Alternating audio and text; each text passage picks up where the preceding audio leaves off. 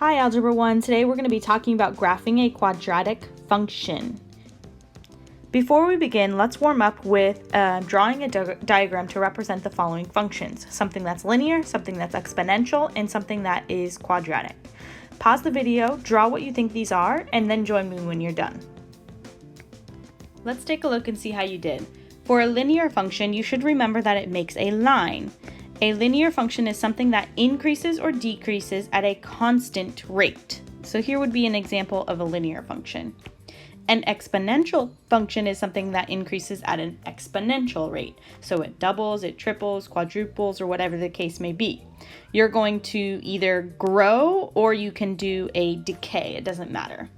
Then lastly, we have a quadratic, which may be new to you. A quadratic makes the shape of a parabola. A parabola is a special curve that makes an arc, or I like to say a U shape. A quadratic can be concave up or concave down. In this case, this one's concave up, like a smiley face. Let's talk more about what that parabola shape is.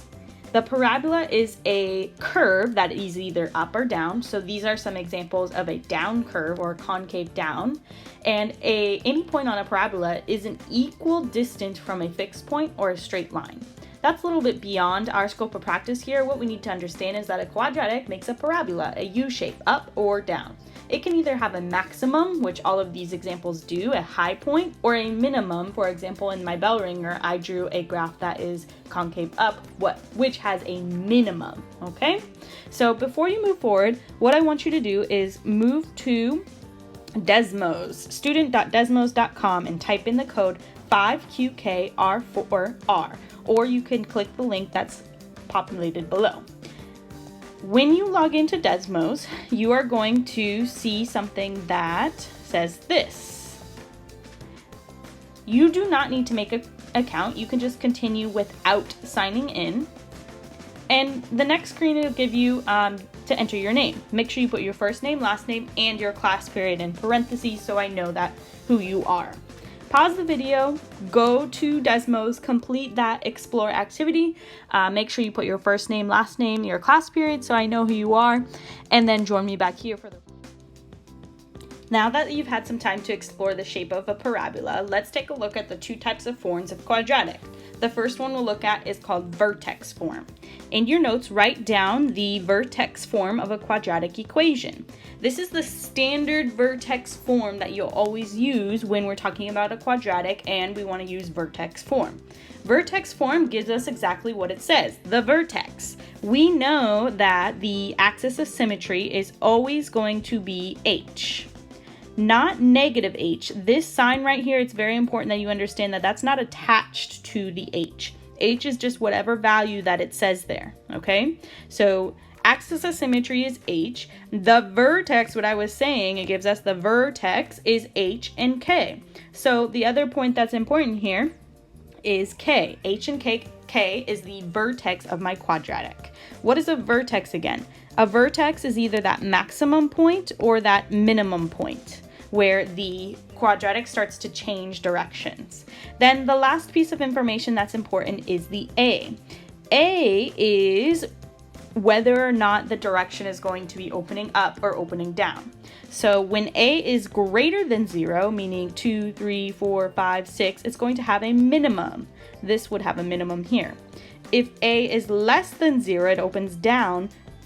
That would be like a -2, a -3, a -4. That means it has a maximum, something like this. You can think of that as like a positive, a smiley face, and a negative, a frowny face, okay? So if it has a minimum, it's going to be a happy face. If it has a maximum, it's going to be a sad face. The axis of symmetry is important because it allows us to graph the quadratic formula. The vertex tells us where the direction changes of whether it's going up or down. Let's take a look at an example that's written in vertex form. If you have the formula in front of you, you can identify A, H, and K. A is going to be the number in front, 2. H is going to be the number in parentheses, 1. And K is going to be the number at the end, 2. If I know that information, I can identify my axis of symmetry and my vertex. My axis of symmetry is going to be the H value, 1. My vertex is going to be H, K, 1, 2. 2. So I know that that will be my minimum of my function. So now if I go ahead and use that information to graph, I know my vertex is here at 1, 2, and my axis of symmetry is right through the middle at x equals 1. So I'm going to draw a line straight down through that point.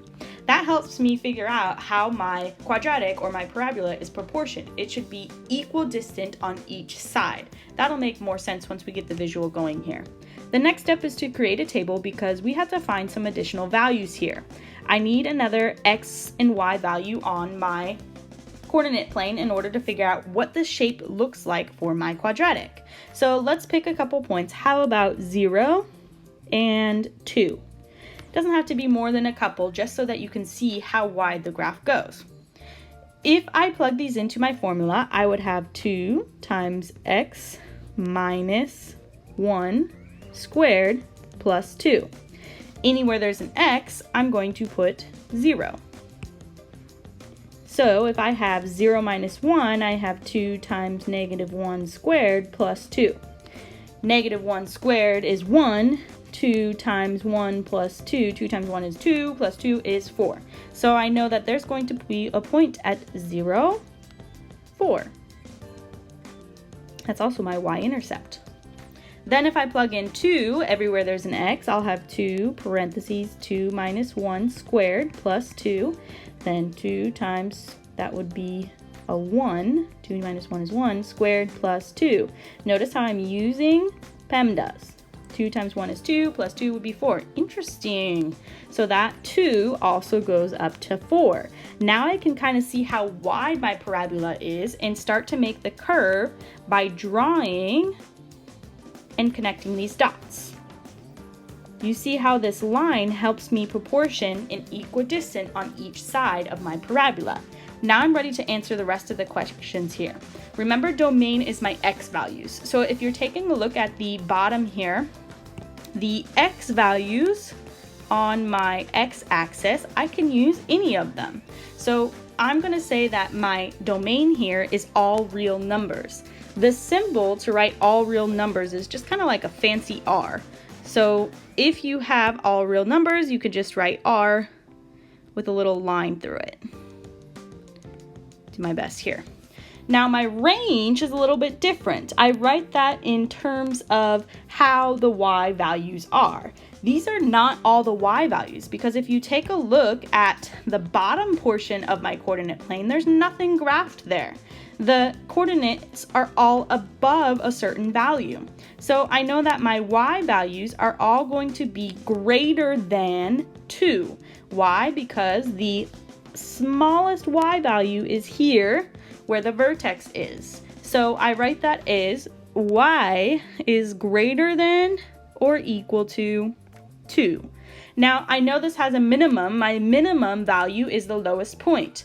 That value there is 1, 2. I can identify that with the vertex as well. Now moving forward, this is how the x and y values trend. So I ask myself, as x gets greater and closer to infinity this way, what is the y value doing? Well, it's going up. So the y value is going to positive infinity. And as the x values get closer and closer to negative infinity this way, what are the y values doing? They're doing the same thing. So as x gets closer to negative infinity, y gets closer to positive infinity. Now, decreasing, increasing. What that means is take a look at your graph and where is it increasing, where is it decreasing? You can draw with your pencil. Okay, if I'm doing this, I'm going down, right? So that means decreasing. So on this side, decreasing is when x is less than 1. Increasing is going to be where x is greater than 1. I write that as x is less than 1 and x is greater than 1. Let me do that again. So here I know that my graph is decreasing, and then I go back up, which is increasing. That's a key feature, and how I write that is always in terms of x. The x value where it changes direction is the vertex. What is the x value? It's at 1. So I know that when x is going this way, that means it's decreasing. The line is going down. Think of a roller coaster, it's going down. And then when x is greater than 1 this way, the values start to go up. They're increasing. The roller coaster is going up. So that's how I decide whether something's increasing or decreasing. You don't have to be a master at identifying all these key features, but it does help you identify which graphs respond to the correct. Now let's take a look at a quadratic that's written in standard form. When a quadratic is written in standard form, we know this already from using the quadratic formula. ax squared plus bx plus c. A, b, and c allow us to find certain features of how the quadratic is graphed. The most important is the axis of symmetry. Remember, the axis of symmetry is always h, so I'm using the letter h here to not confuse you. In order to find that axis of symmetry, I take the inverse of the b value, negative b, divided by 2a. So b is from the middle number and a is from the number in front, a, b, and c. Axis of symmetry, negative b over 2a.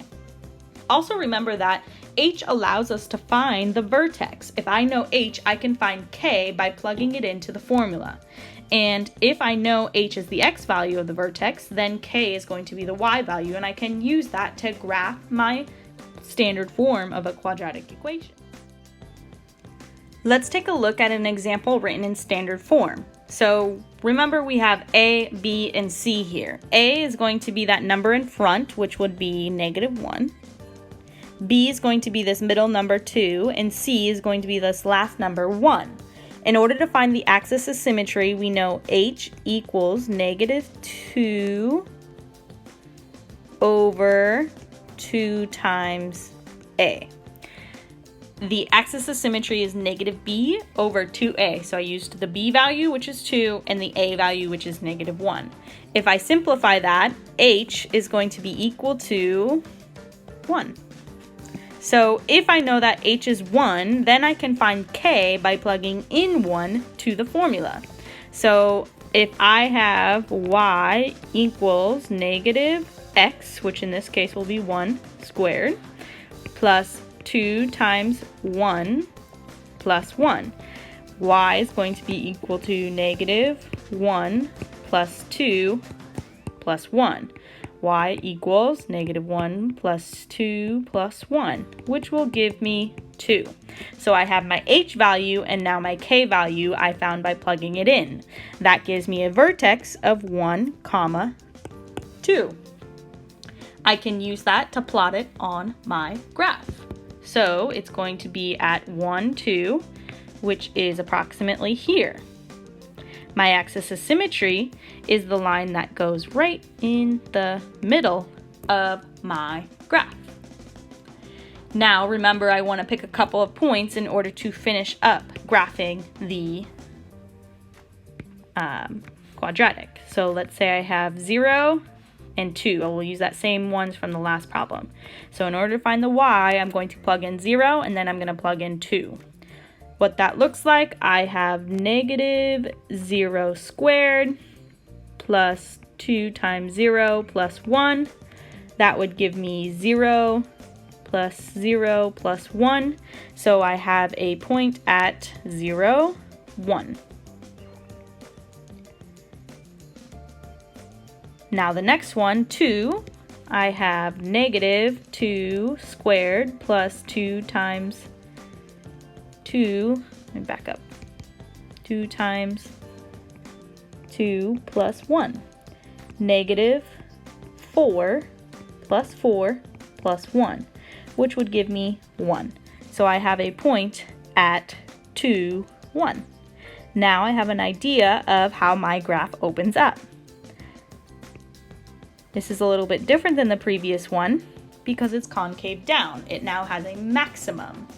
My domain, remember, is all of my x values. I can use any x values, so that's all real numbers. Try to do my fancy R here. And my range is specific values, so I want to think about what is the biggest or smallest y value that it can be. If you take a look at your graph, you want to look at the vertex. The y value of the vertex is 2. So I know that my range is going to be anything that is less than or equal to 2. My maximum is the vertex, which is 1, 2. That's a max point right there. And as x approaches positive infinity, so as x goes this way here, what happens to y is it goes to negative infinity. So I write that as negative infinity.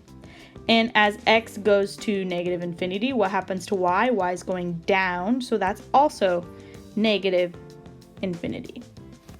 Now, where is the graph decreasing and where is the graph increasing? So if you remember from the previous one, you want to think of a roller coaster. So as I'm going here, I'm probably going up the roller coaster.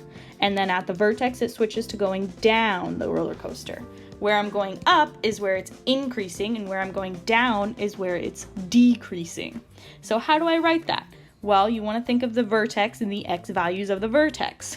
For increasing on this left side here, that is where x is less than 1. Oops, backwards. X is less than 1. And where it's decreasing is now on the right side, where x is greater than 1. And that takes care of the key features of how to graph something from standard. Next, what I want you to do is do your second Desmos assignment. So you go to student.desmos.com, type in the code NSXQ3Z, or click the link that's pasted below. This is called 2 truths and a lie. So you can use any of the ideas we've talked about in terms of key features: axis of symmetry, vertex, domain, range, max, min, increasing, decreasing, to come up with your 2 truths and a lie about the quadratic equation you create. Remember that when you log in, you can just continue as guest. You don't need to make an account, and ensure that you put your first name, last name, and student, class period. Then once you're done, join me back here for the rest of the lesson. The last section of our lesson on graphing a quadratic function is quadratic transformations. So this is the longest and the toughest, but we'll get through it together. First thing we're going to start with is everything here on the screen you need to write. This is in terms of vertex formula. It helps us identify key features of the parabola. So there's always going to be a parent function and then a new function. We've talked about this before with exponential and linear functions. So we're talking about how the graph has stretched, compressed, shifted, up, down, left, right, and all of that good stuff. On my vertex formula here, I have each part labeled on how it changes based on the numbers. So the first one is A. If A is greater than 1, that means that it stretched or got skinnier. Think about a rubber band stretching. It gets skinnier and skinnier as you stretch it, right? And now if A is between 0 and 1, let's say it's a fraction like 1/2, that means it got wider. It compressed. Then we have H, the horizontal shift. Horizontal is on the x-axis, so that's going to tell me if something is going left or right.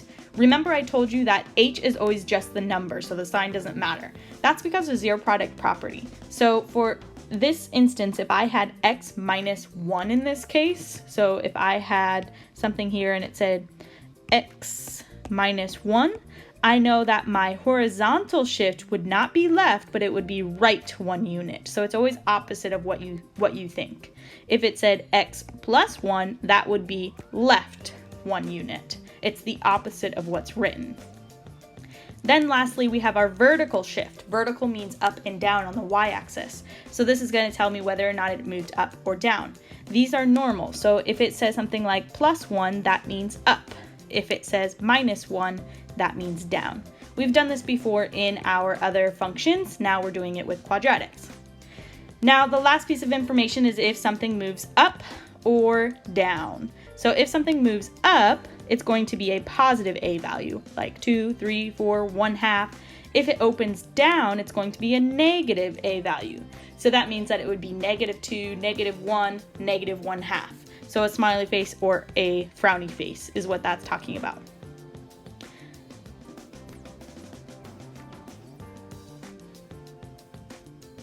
Below, I've posted a link that kind of summarizes how this looks on a quadratic. If you'd like to print it or copy it down, feel free. Otherwise, it's not required. It's just there as an extra resource.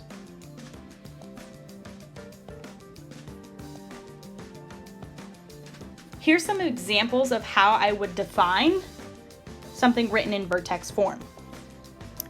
In example number 1, you see how there's a 2. That's the A value. So remember, the A value tells me whether something's stretched, compressed, or it flipped or reflected down if it's negative. 2 is greater than 1, so that means that it got bigger. Keep that in mind. The 3 is my H value. Remember, my H value is my horizontal shift, left or right. Since it says -3, it's the opposite of what I think. So it's going to be right, 3 units.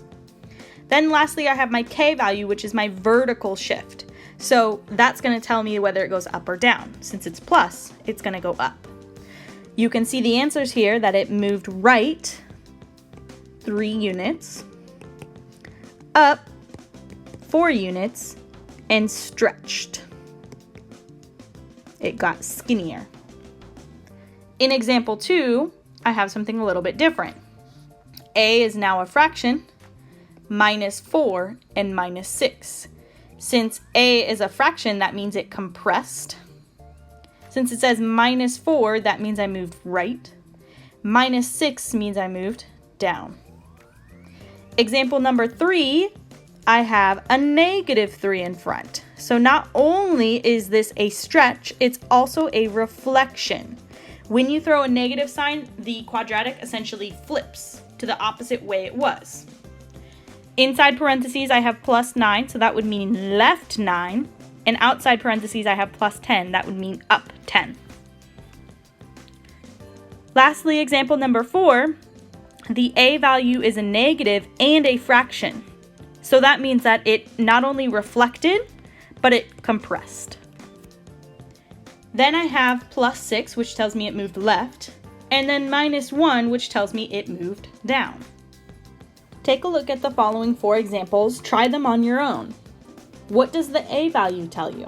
Did it stretch, compress, reflect? What does the H value tell you? Left or right? What does the K value tell you? Up or down? Pause the video and then join me when you're done. Now that you've tried them on your own, let's work through them together. So in example number 1, A is 3. I know that's greater than 1, so it's going to be a stretch. The H value is 2. That means it moved right 2. The K value is 1, so that means it moved up 1. So I'm going to say right, up, and stretch. For example number 2, the A value is between 0 and 1. It's 3/4, a fraction. That means it compressed. H is 6. That means it moved right, 6. K is -2, so that means it moved down 2. Right, down, compress. Example number 3, there's no A value, but there is a negative sign. So that means it didn't stretch or compress, but it did reflect. H is -9, so that means left 9. K is 7, so that means up 7. Left, up, reflect. In example number 4, I have a fraction and a negative, so that means it both compressed and reflected.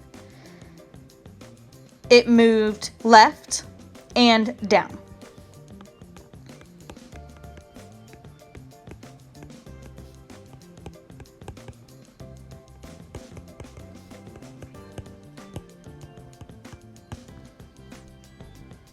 Now let's take a look at how this looks on a graph. So I always have a parent function. My parent function is x squared. You can see that in the blue graph on each of these coordinate planes. If I want to describe the transformation, I can either look at the equation that's written for me, or I can look at the red graph. If I'm talking about direction from the vertex, I want to say how it moved. Well, I know that it went at least this direction 3 blocks, which is left, and then this direction 1 block, which is up. And if I look at the equation, it also tells me that too. It went left 3 and up 1. There's no stretch or no compress. It's the same width. So that would be my transformation. On example number 2, I can see that from the vertex, I went this direction right 2 blocks and this direction down 1 block. So I can even tell by my function here that I went right 2 and down 1. They are the same width, so there's no stretch or compress. And they're also facing the same direction, so there's no type of reflection. Let's take a look at these graphs. Again, your parent function is x squared, indicated by the blue graph, and your transformed function is the red graph. So you can either look at the equation or look at the graph. If I take a look here, there's no type of left-right transformation, and you can see they have the same vertex, so that middle point there did not move. What changed was how wide the graph was and the direction it was pointing. You can see it flipped downward. The red is now facing down, and that's indicated by the minus sign. So there was a reflection and a stretch. It got skinnier. The blue graph is much wider, so the red graph got skinnier. This would be my key feature, my transformation of that graph. Taking a look at example number 2, again, my vertex did not move. It stayed in the same place. What happened was the red is much wider than the blue. So we call this a compression. That's the only thing that happened here. It didn't flip. It didn't translate. All it did was get wider. Let's take a look at some more examples. Remember that x squared is our parent function, and my new functions g of x are going to be what changed. So in this function here, g of x, x squared minus 5, there's no a, there's no h, but there is a k. Remember, k tells me whether it moved up or down. In this case, it's minus 5, so all that happened was it moved down 5 units. Now, in example number 2, I do have an h value 3. I also have a k value negative 2. There's no a, so it didn't open in a different direction or stretch or compress. All that happened was the vertex moved from left and down. Now in example number 3, I have all 3. I have an a value, an h value, and a k value. So starting with h and k, the vertex, it moved right, and it also moved down 7. The negative 3 represents that it got narrower, meaning it stretched, and it is opening down, meaning that it reflected. So now a sad face. Example number 4, I have 1/4 as k and an 8 for h, but no k value. 1/4 represents that it compressed, it got wider. 8 represents that it went left. And those describe the key features for these functions. Now let's see if we can write the new functions g of x based on the information that I was given. So the parent function, remember the original, is x squared. It's reflected. It's stretched by a factor of 6. Translated 3 units left to create g of x. So I have to remember my vertex formula is a x minus h squared plus k. K is my stretch or compress. In this case, I know I have a stretch by a factor of 6. So a is going to be 6. But it also says that there's a reflection. When there's a reflection, it's a sad face. It's a negative. So I'm going to put a minus 6 in front. Now, I know that x moved 3 units to the left. It's the opposite of what I think, so this is going to say plus 3. There's no k value. It doesn't say whether it moved up or down. So this is going to be my new function. Example number 2 says the parent function is vertically compressed by a factor of 1/3, then translated 2 units right and 4 units down. So remember, I have my vertex formula. My new formula, my a value, is compressed by a factor of 1/3. It doesn't say reflected, so I don't have to change the sign. It's 2 units right. It's the opposite of what I think, so it's -2. And 4 units down, that means -4. This would be my new function.